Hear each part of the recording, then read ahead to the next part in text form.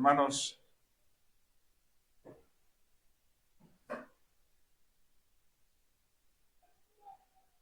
decíamos en la mañana, hermanos, que todos y cada uno de los elementos de la adoración a Dios, hermanos, en el culto público, son igual de importantes, hermanos. Son necesarios, hermanos, porque han sido establecidos en la palabra que así se lleven a cabo, hermanos, y son importantes. Todos los himnos, hermanos, todos los cánticos espirituales, cuando traen verdades bíblicas, de igual manera, hermanos, son igual de importantes. Pero, hermano, entender, hermanos, lo que hay detrás de este himno que entonamos hoy, de verdad, hermanos, te lo digo, es algo tremendo, hermano. Entender cómo se dio el origen, por qué apareció, cómo apareció, qué es lo que estaba diciendo o qué estaba afirmando la iglesia en esa lucha cuando aparece, hermano. Es algo sumamente importante, hermano. El día de hoy, hermanos, llegamos a la lección 20.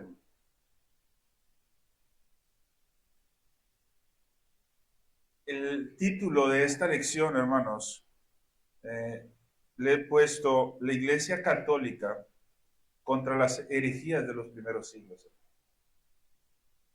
Si recuerda usted, hermanos, les había dicho que íbamos a empezar a hacer una especie de un viaje a través de la historia. Eh,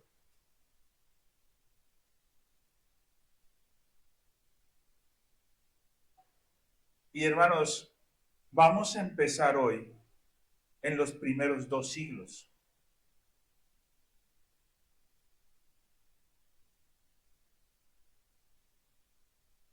Es la idea, hermanos, que se exponga en esta tarde parte de las cosas que se estaban viviendo en los primeros 2 siglos. En los primeros 2 siglos, hermanos, específicamente, hermanos, en el primer siglo, durante el tiempo que nuestro Señor Jesucristo estuvo aquí en la tierra, y el tiempo, hermanos, que estuvieron con vida los apóstoles, y en parte, hermanos, a inicios del siglo posterior a los apóstoles, hermanos, la iglesia experimentó lo que podríamos decir, hermanos, como un triunfo en lo referente a todos aquellos aspectos que definían lo moral y lo intelectual, tanto en el pueblo judío como en lo que en aquel entonces era conocido como el pueblo pagano. El cristianismo, hermanos, después de nuestro Señor Jesucristo y con los apóstoles, hermanos, las filosofías griegas, hermanos, que eran prácticamente las que iban definiendo el rumbo de lo moral, y lógicamente, hermanos, también eran las que definían la sabiduría en el mundo, hermanos, ¿sí? Ahorita estamos hablando en este momento, hermanos, quisiera que nos situáramos en el mundo en general, en el mundo antiguo de los primeros 2 siglos después de Cristo. Fíjense, hermanos, lo maravilloso de la venida, de la primera venida de nuestro Señor Jesucristo, hermanos. Tuvo un impacto mundial para establecer todo aquello que era moralmente aceptado y desarrollar el intelecto, hermanos, por el cual los sabios en el mundo antiguo se regían. Y tuvo un triunfo, hermanos, sí, fue algo maravilloso. Recordemos, hermanos, que a pesar, hermanos, de que el cristianismo estaba viviendo una persecución, de hecho los apóstoles, hermanos, fueron perseguidos hasta que fueron asesinados, a pesar de que se estaba experimentando eso, hermanos, la iglesia empieza a crecer de una forma extraordinaria, hermanos.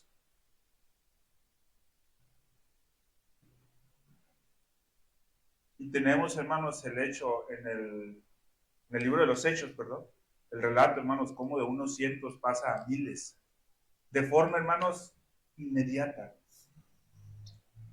La iglesia comienza a crecer y cada vez, hermanos, se hacía más presente alrededor del mundo la predicación del Evangelio de nuestro Señor Jesucristo. A pesar, hermanos, ojo, a pesar de la persecución que estaba viviendo la iglesia. A pesar de que no podía la iglesia, hermanos, congregarse como nos estamos congregando ahorita nosotros. A pesar, hermanos, de que tenía que congregarse escondidos, hermanos. La iglesia crece.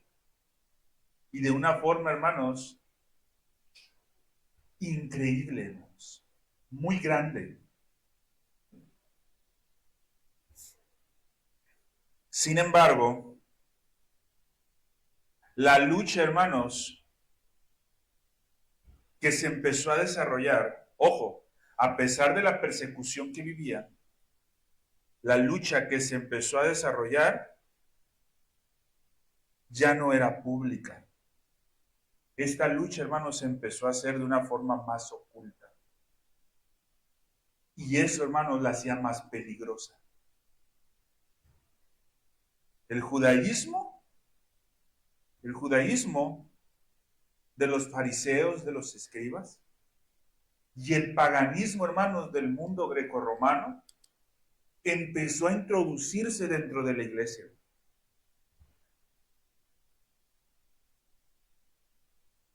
Y amenazaban con una batalla dentro de la iglesia por judaizar o paganizar la iglesia. Entonces, fíjense, hermanos, la iglesia del primer siglo no solamente era el problema de que los estaban persiguiendo para matarlos. Había un problema que empezó a nacer dentro de la iglesia, que los mismos miembros de la iglesia, por un lado, unos querían judaizar la iglesia y por otro lado, los otros querían paganizar, hermanos. ¿Qué quiere decir eso, hermanos? Había unos que querían establecer el judaísmo, los rituales judíos, y había otros que querían meter las filosofías griegas por encima de la escritura en la iglesia. Y eso hace, hermanos, que se presente una batalla más oculta. Mi intención, hermanos, en esta serie es que comprendamos lo que fue y lo que es el teísmo clásico. Pero que también, hermanos, vayamos entendiendo cómo este se fue desarrollando a través del tiempo y se empezó a poner de forma práctica en la iglesia, hermanos, hasta llegar al momento de ser aplicado en lo que nosotros conocemos como los credos y confesiones de fe. Para nosotros poder entender cómo es que la iglesia aplicó estas enseñanzas en los credos y confesiones, tenemos que entender primeramente las herejías que se vivían en aquel entonces. Las herejías que estaban presentes en la época patrística. Y esas herejías, el papel también que jugaban,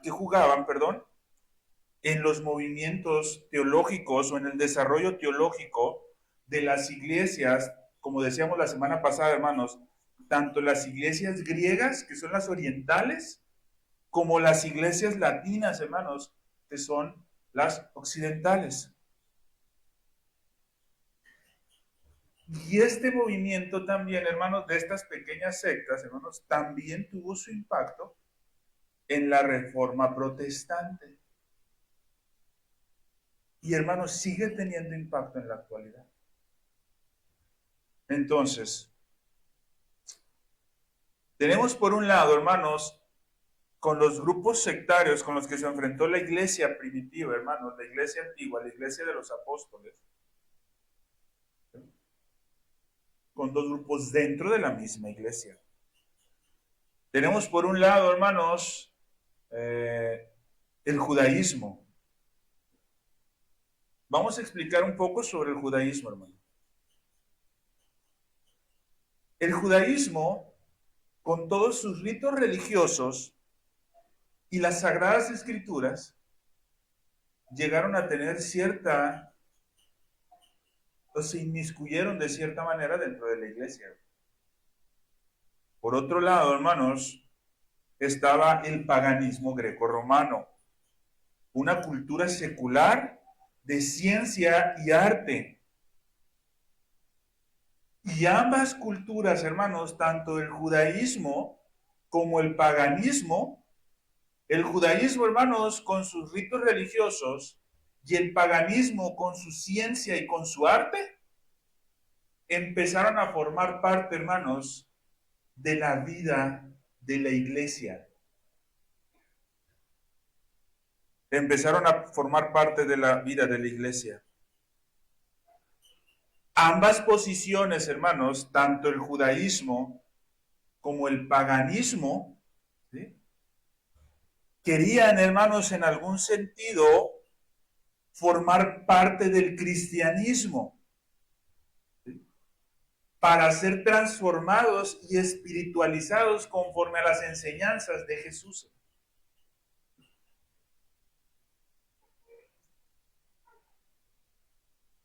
Debido a la gran cantidad de gente, hermanos, que pasaban a ser bautizados, pero estos bautismos, hermanos, la realidad era que se realizaban solamente en agua, no eran bautizados con el Espíritu Santo y el fuego del Evangelio. Entraban, podríamos decirlo de alguna manera, hermanos, como contrabando dentro de la iglesia, con viejas nociones y prácticas religiosas que daban como resultado, hermanos, ciertas tendencias heréticas. Y estas tendencias heréticas, hermanos, que eran sostenidas por aquellos que habían sido bautizados en agua, fueron combatidas, hermanos, dentro de la iglesia por los mismos apóstoles. Y esa batalla, hermanos, empieza en el Nuevo Testamento.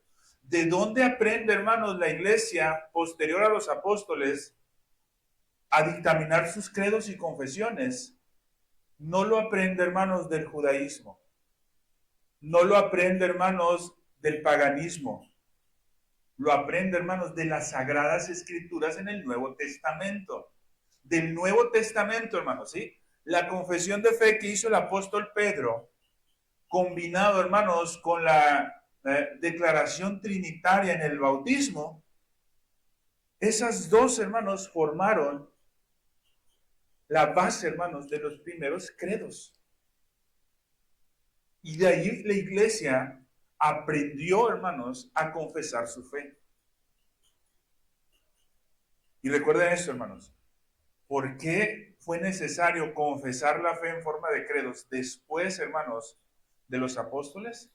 Porque una gran cantidad de gente se bautizaba solamente en agua, pero la realidad es que nunca habían experimentado el bautismo del Espíritu Santo, el fuego del Evangelio en sus vidas. ¿Qué quiere decir esto, hermanos? Que había muchos bautismos de gente que no era convertida.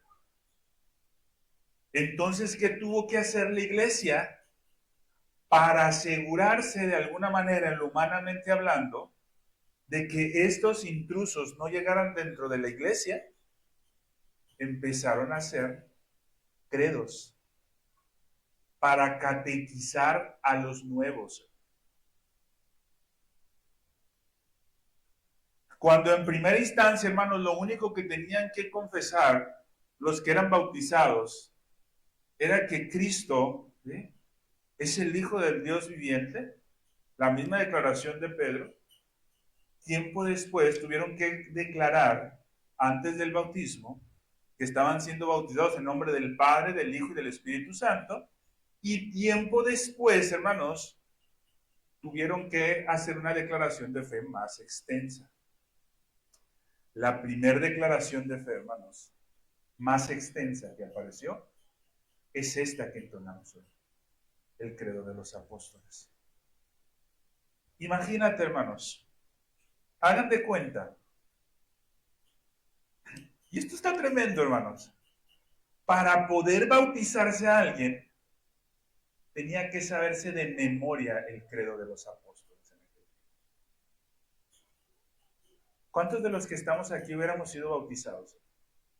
Tenían que sabérselo de memoria, hermanos. Tenían que pararse aquí enfrente, o bueno, no aquí enfrente, ¿no? Sino en el lugar del bautismo, y tenían que recitar el credo, hermanos, de memoria. Y quien no podía, no era bautizado. No era permitido que pasara la Santa Cena. Ojo, ¿era catequizado? Sí. ¿Era instruido? Sí. Según la vida de Shea, hermanos, que uno de los escritos más antiguos y que hemos hablado de estos anteriormente, el proceso, hermanos, para un nuevo creyente llegar al bautismo era cerca de 2 años.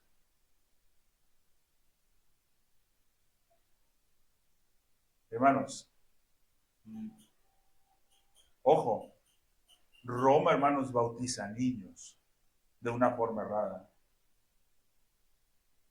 Pero algunos de ustedes, hermanos, si algún tiempo estuvieron en Roma, ¿recuerda cuál es el requisito para lo que conocen ellos como la primera comunión? El credo de los apóstoles. Aprendido de memoria, hermanos. Cuando van a hacer la siguiente etapa, hermanos, les exigen que se aprendan el credo niceno, que ellos lo conocen como el credo corto y el credo largo. Pero es parte, hermanos, de lo que piden. Entonces, estas herejías empezaron a ser, bueno, las herejías que vamos a hablar ahorita empezaron a ser combatidas dentro de la misma iglesia. Estas herejías fueron confrontadas en el Nuevo Testamento durante el siglo I. Y estas se hicieron presentes a principios del siglo II. Y de ahí en adelante empezaron a tomar formas más maduras y extensas, casi por todas partes de la cristiandad. El cristianismo, hermanos, dejaba o presentaba dentro del Evangelio, hermanos, de la verdad de nuestro Señor Jesucristo, una verdad tan maravillosa que dejaba prácticamente desarmada cualquier enseñanza, tanto judía como pagana. El cristianismo, hermanos, en su enseñanza y en su predicación fiel del Evangelio, desarmaba cualquier otro tipo de enseñanza, hermanos. Eso puede ser la razón del por qué muchos buscaban el bautizarse. Bueno, un cristiano del primer siglo, hermanos, al momento de predicar el Evangelio, hermanos, desarmaba cualquier pensamiento filosófico de aquel entonces, contrario a la Escritura. Desarmaba cualquier ritualismo religioso. Sin embargo, hermanos, la necedad del hombre es tanta que aún cuando quedaban desarmados, hermanos, somos tan necios que cuando se nos presentan verdades, pero nosotros estamos tan acostumbrados a algo, aquí las queremos traer a un lado, hermanos. No las queremos dejar, hermanos.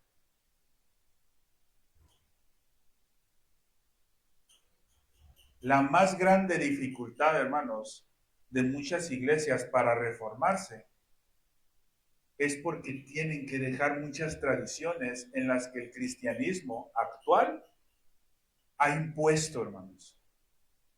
Y eso es lo que lo hace complicado. Un ejemplo nada más, hermanos, y esto es muy conocido. Toda iglesia reformada usa vino en la Santa Cena. No puede haber otra forma. Bueno, vino y el pan, hermanos. Hay unos debates entre el pan sin levadura, pan con levadura, que eso sería otro estudio, hermanos, donde, hermanos, bíblicamente podemos demostrar, hermanos, que es muy probable que aunque la primera celebración de la Santa Cena se dio con pan sin levadura, es muy probable que la práctica del Antiguo Testamento, del Nuevo Testamento, de la época apostólica y posterior a la época apostólica haya sido con pan con levadura. Es mucho, muy probable. Pero sin embargo, hermanos, ¿por qué muchos se rehúsan al uso del vino? El primer argumento es, ¿pero qué pasa si se acerca un hermano que fue alcohólico y le ponen alcohol? Eso lo va a descontrolar. Entonces no usemos el vino. Usemos el juguito Jumex. Pero pregunto, hermanos, eso no es una tradición que tenemos. ¿Por qué, hermanos? Porque se nos ha enseñado dentro del mundo evangélico que el vino es malo, hermanos. Y hermanos, el vino no es malo. Embriagarse con vino es malo. Ese es el punto, hermano. De igual manera, hermanos, que en la actualidad cuesta mucho trabajo dejar, hermanos, las tradiciones que traemos arrastrando, aun cuando creemos, hermanos, ¿sí?, que el Evangelio de nuestro Señor Jesucristo desarma cualquier enseñanza. Las traemos ahí a un ladito, hermano. Y esto pasó en aquel tiempo también, ¿sí? En aquel tiempo, la negación o el negarse a abandonar esas creencias, ¿sí?, no respaldadas por la enseñanza bíblica, pero aún, hermanos, negándose a rechazar esas creencias, manifestaban una aceptación del Evangelio, llegó a la iglesia antigua a experimentar una mezcla de elementos cristianos y no cristianos que producían una efervescencia, hermanos, dentro de los cultos, una efervescencia muy grande dentro de los cultos, hermanos, que sustituía el culto que verdaderamente honra y gloria a Dios. ¿Se experimenta esto en la actualidad? Sí, hermanos. Hay sectas, hermanos, que se reúnen, por decir un, hermanos, en el cine. En el cine de aquí, hermanos, sí, en el cine de la 200. Sectas, hermanos.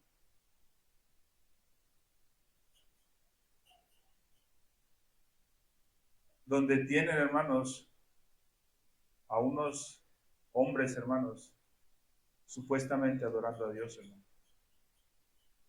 Pero un show, hermanos, completamente.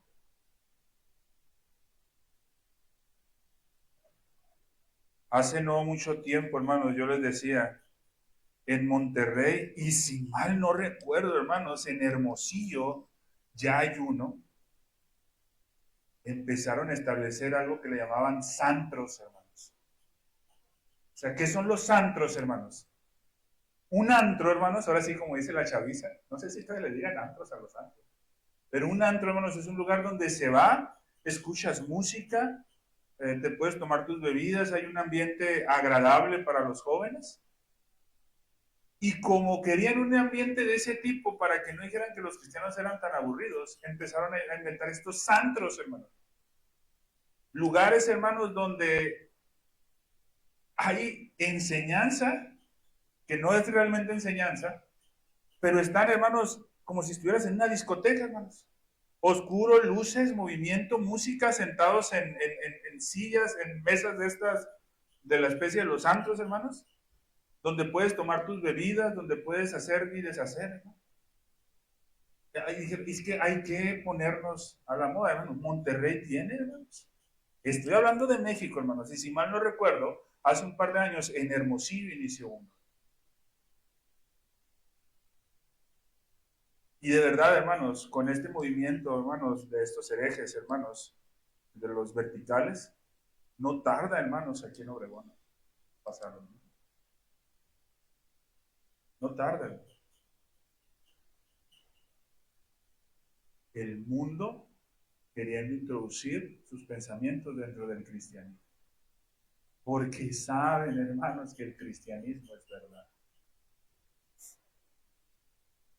Ahora, pero nos vamos primero, hermanos, para que veamos, hermanos, cómo todo esto no es de hoy, hermanos. Esto es de siempre. Y por eso la iglesia, hermanos, tiene que actuar y tiene que defenderse, pues de la manera, acuerden que la promesa que hizo nuestro Señor Jesucristo, hermanos, que la iglesia permanecería y las puertas del infierno no estarían sobre ellas. Él mismo dejó su forma, hermanos, para que la iglesia permaneciera. Y esas formas, hermanos, fueron los credos y confesiones. Las herejías, hermanos, que aparecieron principalmente en los primeros siglos, aparecieron principalmente en dos formas. Formas que me gustaría que las analicemos con detenimiento. Estas dos formas, hermanos,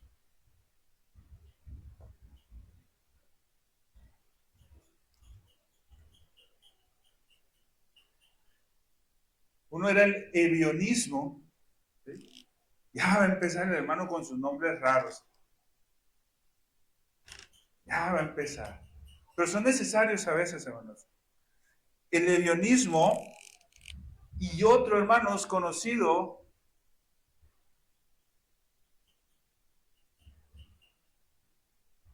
el gnosticismo, hermanos. El gnosticismo, hermanos, no lo vamos a ver el día de hoy, hermanos.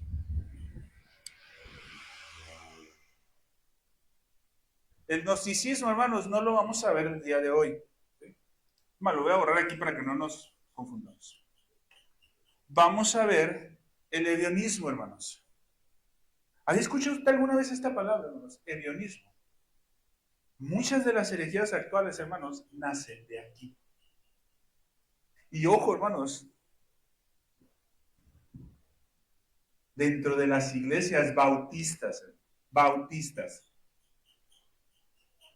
muchas de las herejías nacen de aquí.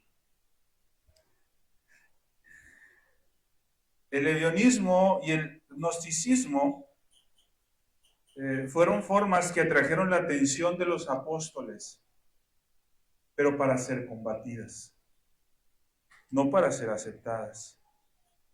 Y estas dos, hermanos, tanto el ebionismo como el gnosticismo, que yo creo que el gnosticismo es un poco más conocido, ¿sí? Pero ambas, hermanos, fueron combatidas en el Nuevo Testamento. De forma muy general, hermanos, te explico qué se trata esto, hermanos, para después pasar a lo más particular.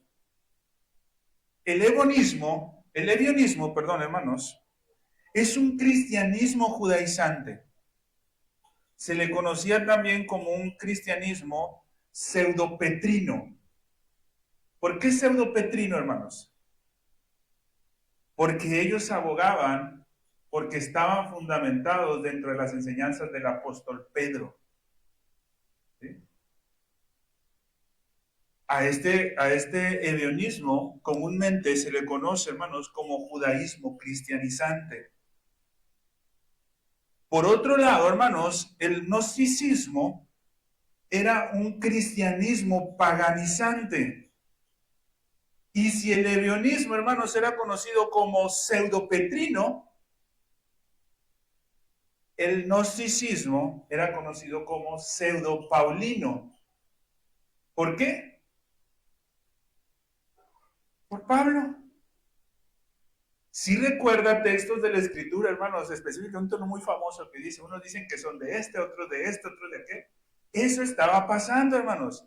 Había unos que decían que eran de Pedro. Había otros que decían que eran de Pablo. ¿Sí? El ebionismo, hermanos, eran aquellos que decían que eran de Pedro. El gnosticismo era aquellos que decían que era de Pablo.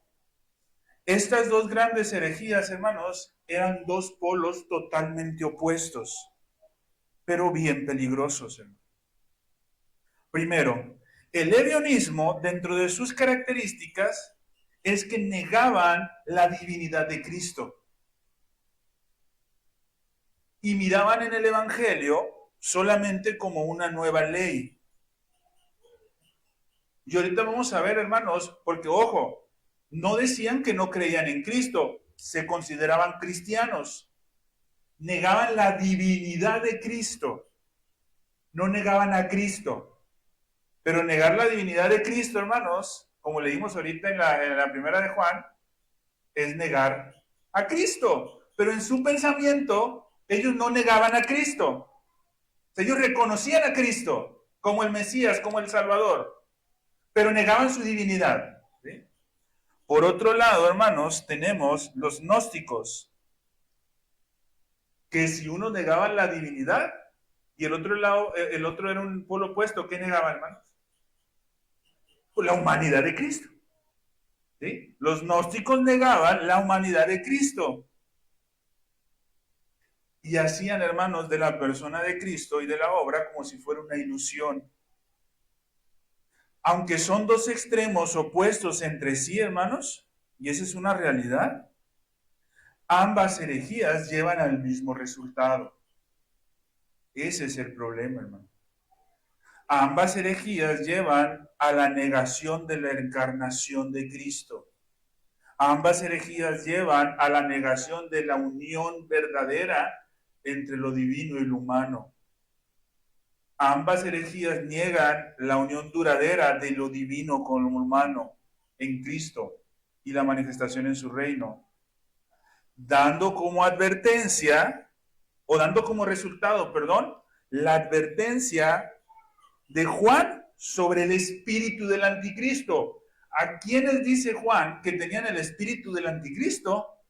A los ebionistas y a los gnósticos dentro del cristianismo, dentro de la iglesia. Por eso dice 1 Juan capítulo 4, versículo 3, y todo espíritu que no confiesa que Cristo ha venido en carne, ¿contra quién estaba? Gnósticos.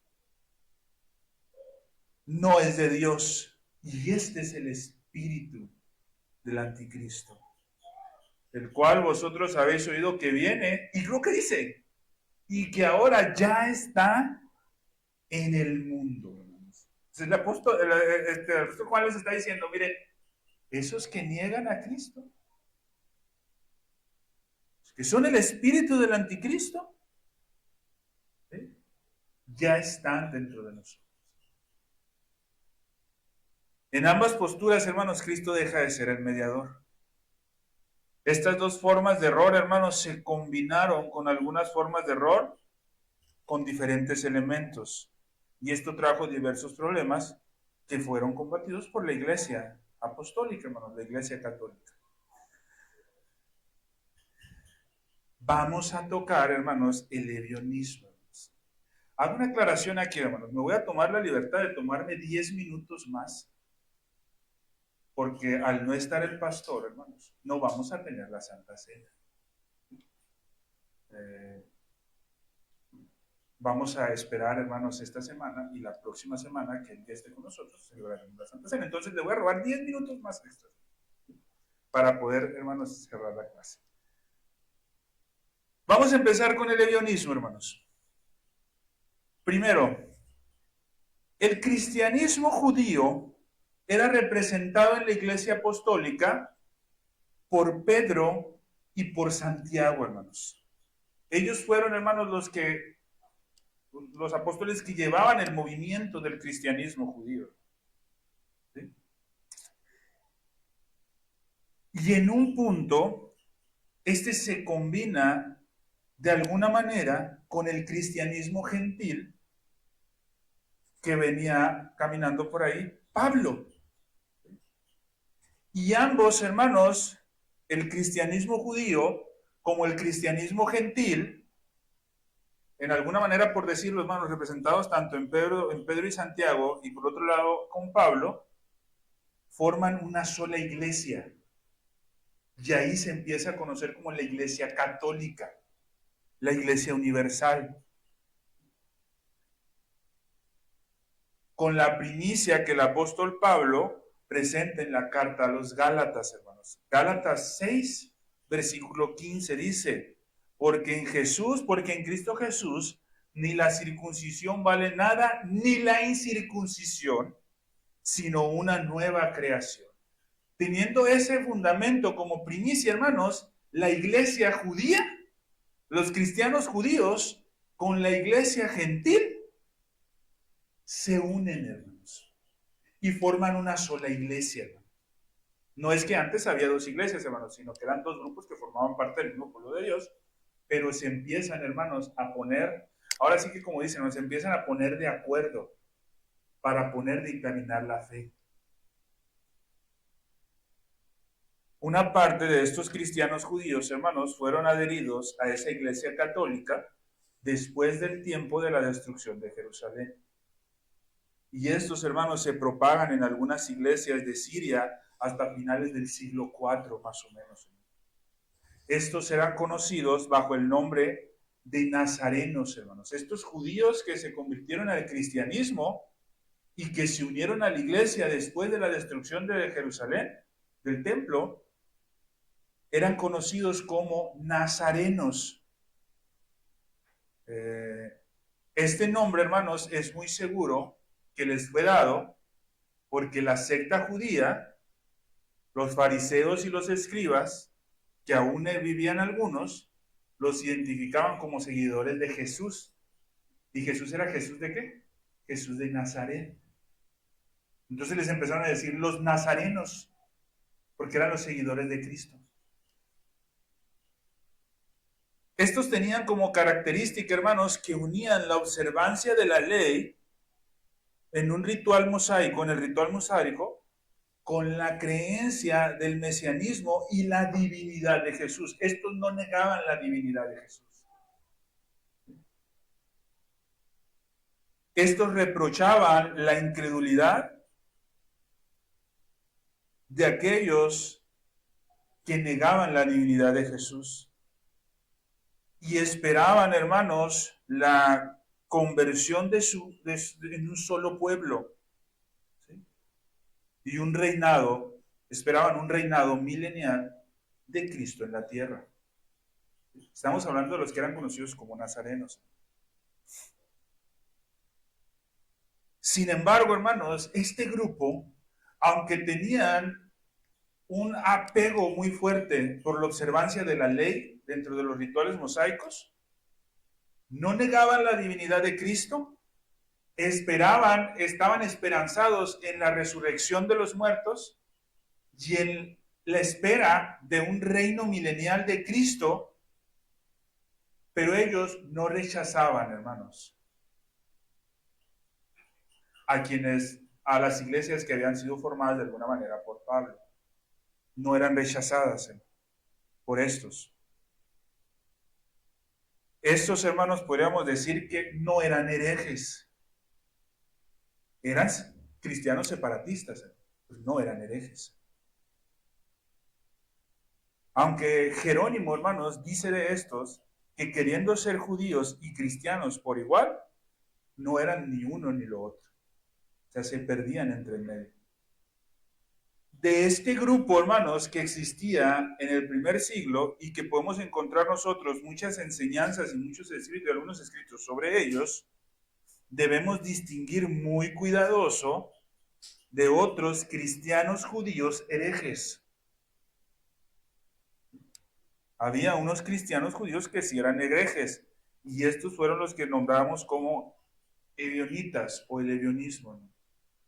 Es decir, hermanos, los nazarenos, aunque tenían cierta similitud con los ebionitas, la gran diferencia, hermanos, es que los ebionitas eran herejes y los nazarenos no. ¿Por qué los ebionitas eran herejes, hermanos? Porque negaban la divinidad de Cristo y porque rechazaban a la iglesia gentil. Los nazarenos no hacían eso. Pero si te das cuenta, hermanos, que la similitud que tenían era que ambos grupos se aferraban a la observancia de la ley como un ritual mosaico. Pero te das cuenta, hermanos, que por la iglesia gentil seguían siendo considerados hermanos. Eso es, hermanos, algo que debemos de tener muy en cuenta, hermanos.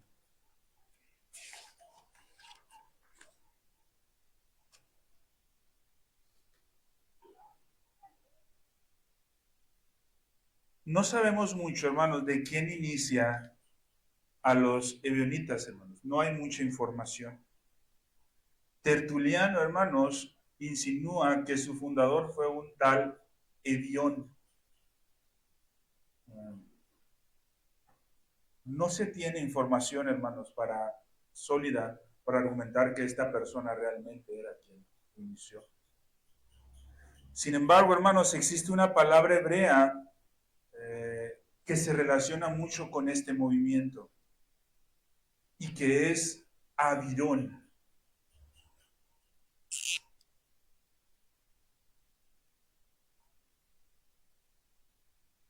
Esta palabra hebrea, hermanos, avirón,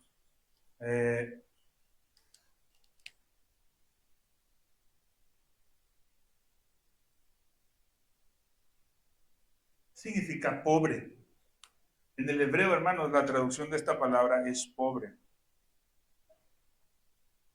En primera instancia fue usada como nazareno, por su similitud, hermanos, con los nazarenos. ¿Sí? O Galileo, hermanos. Pero era una descripción despectiva. ¿Por qué, hermanos?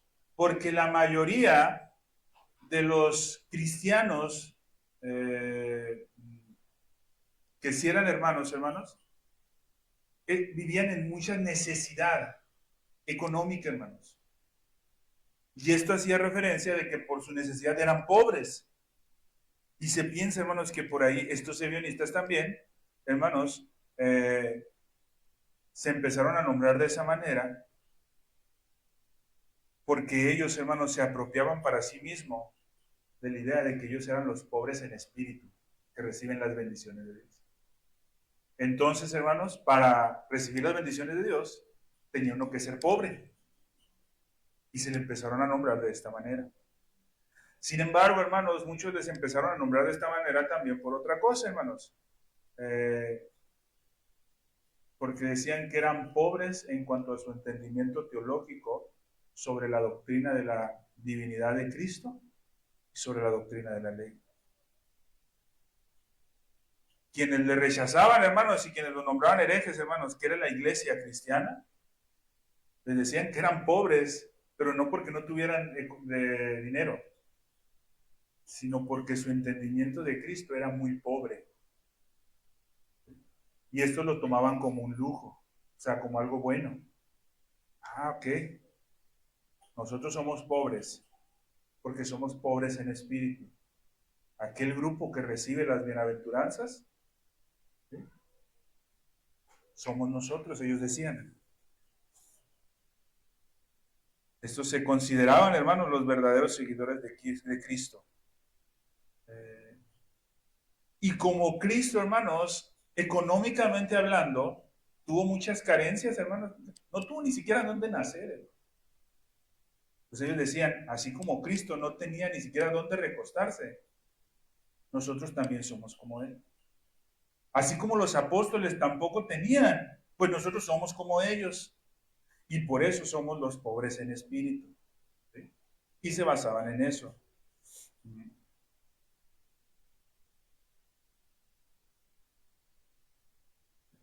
Se tiene un registro, hermanos, de un tal Tebutis, que después de la muerte del obispo Simeón de Jerusalén, por ahí más o menos del año 107 después de Cristo, hace un cisma dentro de la iglesia, hermanos.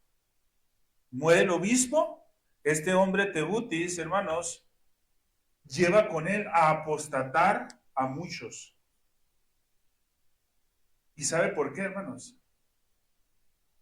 Porque iban a nombrar el sucesor, hermanos, de Simeón como obispo, y él quería ser nombrado. Y como no lo nombraron, él dijo, vénganse todos conmigo. O sea, todos los que piensan como yo, vénganse conmigo.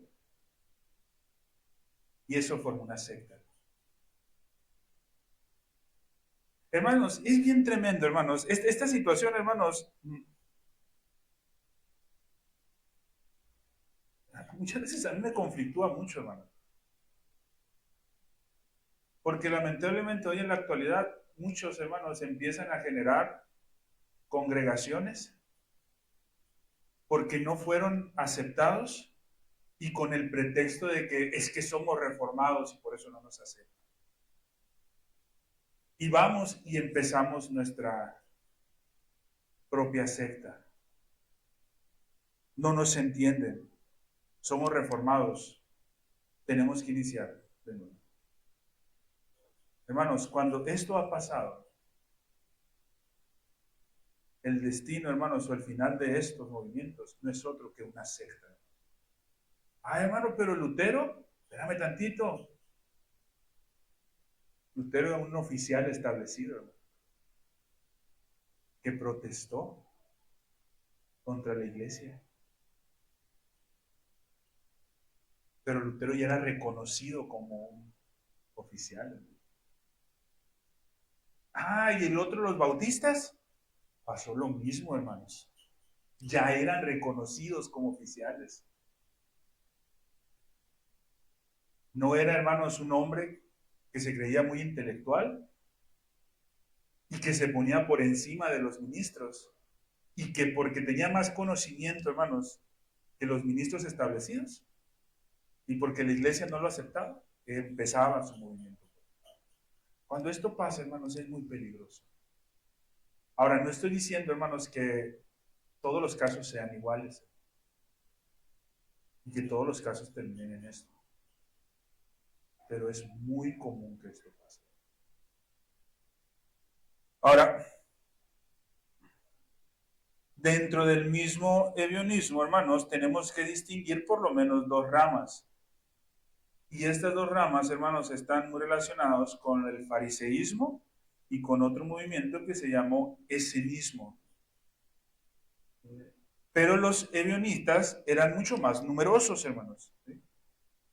Los ebionistas, hermanos, eran una encarnación del antiguo legalismo fariseico y fueron sucesores, hermanos, de esos judaizantes, en contra de los que el apóstol Pablo exhorta en la carta de los Gálatas.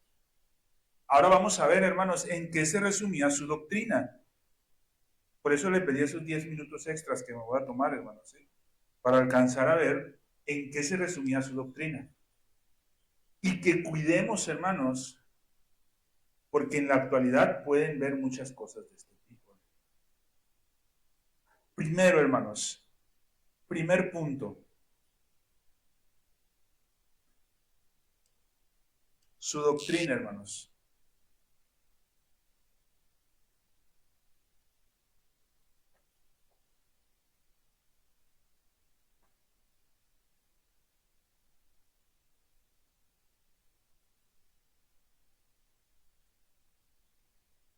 Jesús es un simple hombre, hermanos.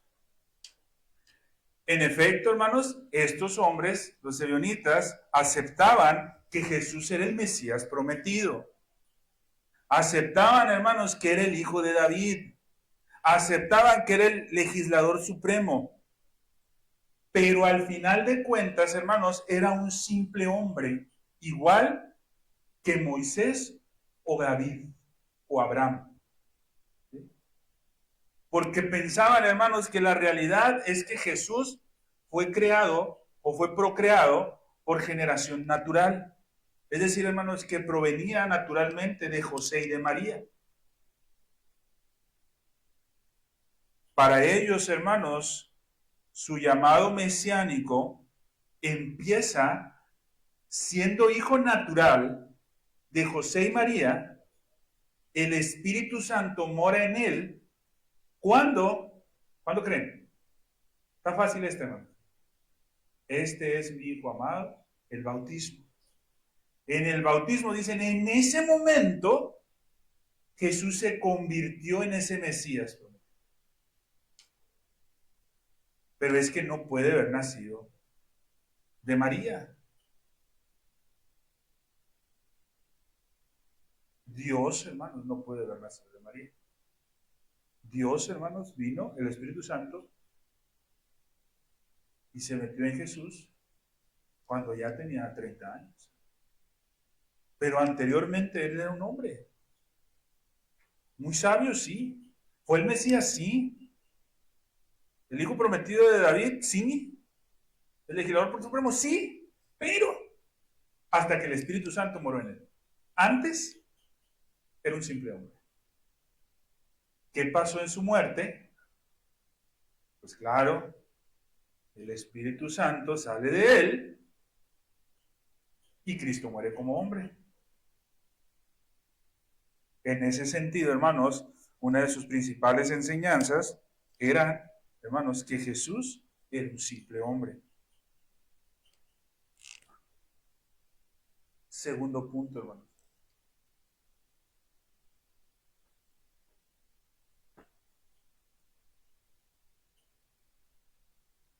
Estos predicaban una salvación por obras, hermanos.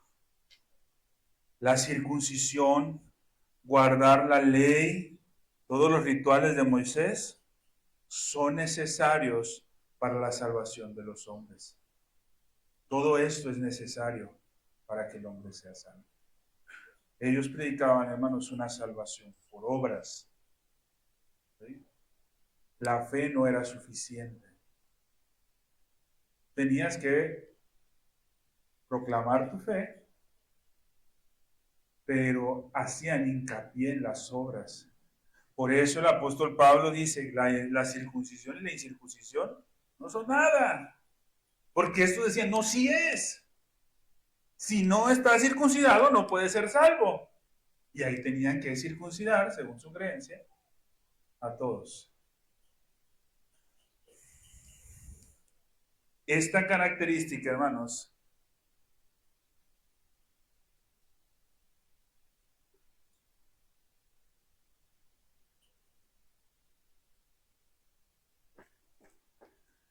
para ellos Pablo era un apóstata.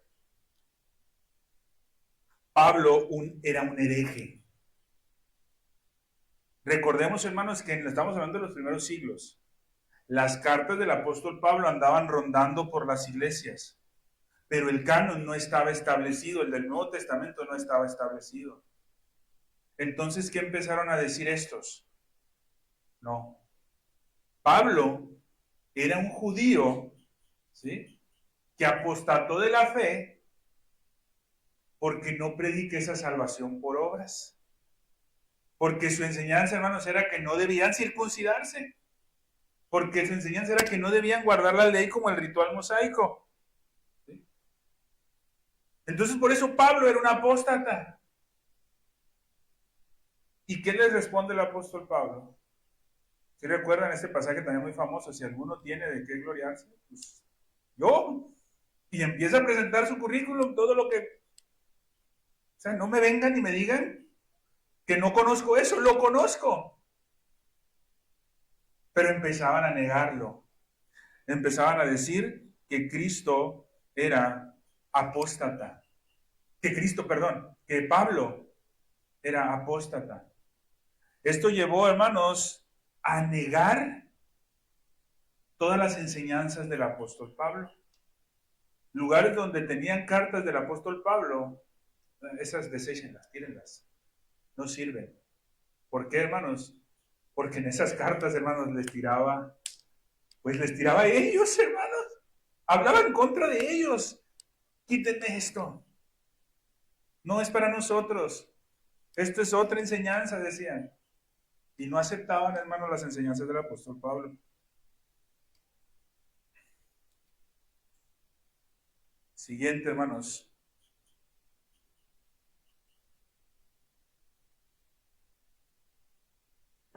Cristo volverá pronto. Ahora, ojo con esto, hermano. Toda la iglesia del primer siglo esperaba, hermanos, una venida pronta, una segunda venida pronta. Toda la iglesia, hermanos. ¿Sí? Hermanos, para un cristiano del primer siglo, hubiera sido una locura si le dijeran, no, hermano, en el 2025 todavía no viene Cristo. No, iba a decir, no, ya se olvidó de nosotros. Es muy común, hermanos, ¿sí?, que ellos pensaran que Cristo venía pronto. Ellos esperaban, hermanos, que iba a ser rápido. De hecho, para muchos esperaban que inclusive en la destrucción del templo de Jerusalén, ahí estaban esperando ya la segunda venida de Jesús. Tiempo después, hermanos, seguían esperándolo. Y ellos decían, ya viene, ya viene, ya viene, no va a pasar esta generación, ya viene, ya viene. Pero esa era una creencia general, hermanos, ¿sí? El problema no está en que la iglesia creía que Cristo ya venía pronto, hermanos, porque la Escritura nos dice eso, hermanos, que Cristo viene pronto. El problema con estos hombres, hermanos, y vamos a ver si le parece algo que se cree en la actualidad, hermanos. El problema era que con esa segunda venida, Cristo iba a establecer un reino milenial, es decir, 1000 años donde iba a gobernar Él en un punto específico de la tierra, Jerusalén. Esta era la creencia.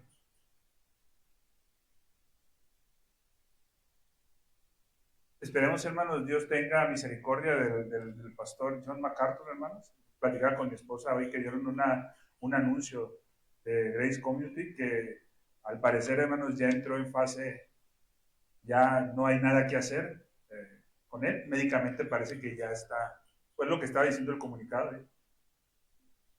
Un problema en los pulmones, cuando se despega, no recuerdo algo le pasó en los pulmones, ya. Pero hermanos, muchos dispensacionalistas, hermanos, esperan esto, la restauración de Jerusalén, porque ahí se va a establecer el reino milenial de Cristo. Esa enseñanza, hermanos, como herejía, no es moderna, viene de aquel tiempo, hermanos. ¿Sí? Ese pensamiento, hermanos. Y hermanos, y fue pasando por ciertas etapas, hermanos. Los anabaptistas, hermanos, en Münster, hermanos, cuando se hace masacre de Münster, hermanos, ellos decían, hermanos, que en Münster se iba a establecer la nueva Jerusalén, hermanos. Y fueron y mataron hombres, mujeres, niños, animales, todo destrozaron, hermanos, por una supuesta visión de un hombre, hermanos, de que ya venía Cristo y que se tenía que establecer ahí la nueva Jerusalén, y ellos como siervos de Dios tenían que limpiar, y mataron un mundo de gente. Destruyeron una ciudad prácticamente. Pero porque ahí venía ya Cristo y su reino milenial. Estos fueron dictaminados como herejía. Ahora, ya voy cerrando, hermanos, porque creo que ya me pasé con 2 minutos, pero quiero terminar con esto, hermano. Había una segunda clase de ebionitas, hermanos. Había 3 clases, hermanos. Una segunda clase empezaron a desarrollar, hermanos, cierta filosofía espiritual que buscaba comprender la naturaleza divina y la relación que hay entre el ser humano y el universo. Este grupo, hermanos, habían sido refutados por el apóstol Pablo en la carta a los Colosenses. Pero tiempo después, muchos de estos se unieron a los gnósticos, de los cuales vamos a hablar la otra semana. Pero lo que quería hablar con ustedes, hermanos, y con este quería cerrar, es con el tercer grupo, que eran conocidos como los sabeos, o los sabios. Pero ¿sabe con qué otro nombre se le conocían, hermano? A lo mejor se cae para atrás cuando les diga. Bautistas. Eran los bautistas, hermanos. Ay, hermano, ¿qué nos estás diciendo? Sí, hermanos, eran conocidos como los bautistas. Fueron, hermanos, llamados bautistas por una reverencia muy alta que tenían sobre Juan el Bautista. Estos también, hermanos, además de bautistas, además de sabeos o de sabios, eran conocidos como los cristianos de Juan. ¿Les suena algo en la escritura, hermanos? Unos discípulos de Juan y unos discípulos de Cristo. Ahí va, hermanos. Ojo, hermanos. Lamentablemente, hay un hombre, hermanos, que vivió hace un tiempo, hermanos, James Carroll, que escribe un libro, hermanos, nada recomendable, hermanos. Que es un libro, es un extracto de, si mal no recuerdo, 5 sermones. Nada recomendable, hermanos. Desechable completamente, hermanos. Si no soy muy partidario, hermanos, de historiadores como por ejemplo Justo González, hermanos, porque creo que erra en muchas cosas. Sin embargo, hermanos, este hombre, hermanos, se va, lo deja de paso, hermano. Digo, justo tiene algunas cosas buenas, hermano, datos históricos buenos, pero hay cosas, hermanos, que sí erran muy fuerte, ¿no? Pero este hombre, hermanos, en su deseo de defender, este es bautista, hermanos, ¿sí? Justo metodista, hermanos, este no, este es bautista. En su deseo de hacer ver que los bautistas descendemos de una línea genealógica, por decir de alguna manera, que se va arrastrando a través de persecuciones. Por eso el libro se llama El rastro de la sangre. ¿Nunca lo han visto ese libro, hermanos? El rastro de la sangre de James Carroll. J.M. Carroll, hermanos. Son 5 sermones, hermanos. En su deseo de decir, hermanos, que nosotros descendemos de los primeros cristianos y se remonta hasta los bautismos de Juan el Bautista. Él dice que descendemos de este grupo. Y este grupo, hermanos, eran hedionistas, hermanos. Y este grupo, hermanos, fue declarado hereje con el credo de los apóstoles. Y fue rechazado por la iglesia. Entonces este hombre está diciendo, hermanos, que nosotros los bautistas provenimos de ellos. Y ojo, hermanos, te pasa su escrito, hermanos. Yo lo leí alguna vez, estos sermones. Y te pasa, hermanos, por una serie de sectas tremendas, hermanos. Nada más empezando con esto, hermanos, y pasando por los anabaptistas continentales, hermanos, los anabaptistas de Münster. Y te dice, de ahí venimos, de ahí venimos. ¿Por qué, hermanos? Porque fueron perseguidos. Por eso se llama el rastro de la sangre. Entonces, de ahí, hermanos, que cuidemos lo que profesamos. Cuidemos, hermanos, lo que leemos. Cuidemos lo que vemos. Cuidemos lo que aprendemos. Hermano, un consejo. Si usted quiere aprender más, pregúntele primero al pastor. ¿En dónde puede estudiar? Si el pastor le dice, pregúntele al hermano Hugo, pues entonces, con todo gusto, hermano, yo le ayudo. Pero la línea, hermanos, es esa. Porque cuando nosotros queremos buscar en Internet, hermanos, el Internet es un peligro, hermanos, muy fuerte, hermanos, sumamente. Dicho sea de paso, hermanos, les comento, acuerden que tenemos la página web de la iglesia, hermanos, no el Facebook. Tenemos varios escritos, hermanos. De hecho, ahorita estamos publicando, hermanos, una serie de escritos referente a lo que estamos llevando como series, hermanos. La semana pasada publiqué el artículo 1. Si el Señor lo permite, hermanos, el día de mañana publico el artículo 2. Me lo voy llevando uno por semana, hermanos, para que les dé tiempo de leerlos. Y ahí hay artículos, hermanos, de la época patrística, hermanos.